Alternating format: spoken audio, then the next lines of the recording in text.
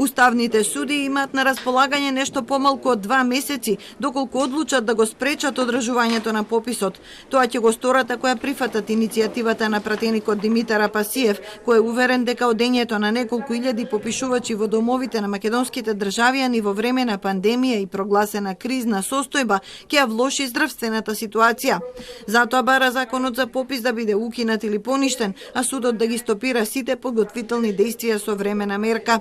Министерството за правда смета дека ова тврдење е неиздржано. Пописот беше одложен од април за септември за да се зголеми бројот на вакцинирани, а уште во март е донесен протокол. Во протоколот се пропишани мерки и постапки кои имаат за цел минимизирање на ризикот од трансмисија на заболувањето од COVID-19 за сите учесници во пописот.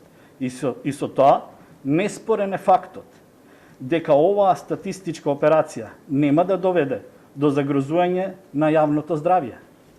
Професорот Шасивари смета дека иницијативата е неоснована и дека судот не може да оценува дали попис во кризна состојба представува кривично дело. Тие прашања не се уставни прашања и не се во надлежност на Уставниот суд, не се уставна материја, од причина што Уставниот суд не е кривичен суд, не одлучува за постоење или непостоење на кривични дела, ниту пак за утврдување на вина, како и за изрекување на кривична санкција. Заводот за статистика тврди дека пописната регулатива е во согласност со меѓународните стандарди.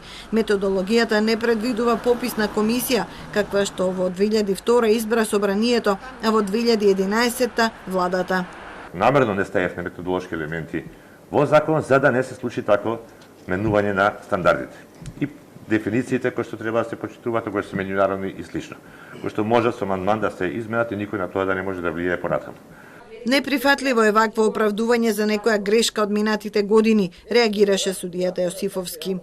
Тоа значи дека се нема доверба во законодавецот кој според уставот е носител на законодавната власт, туку повеќе му се дава доверба на директорот или на Заводот за статистика да донесе акт со кој ќе се уредат одредени прашања.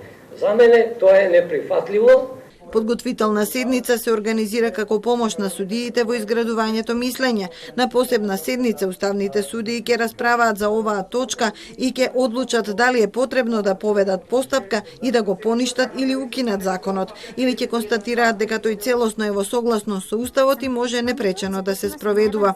По речиси 2 децении, пописот беше предвиден за април, а потоа одложен за септември годинава. Во која лицето престојува, а клучот за самопопишувањето е единствениот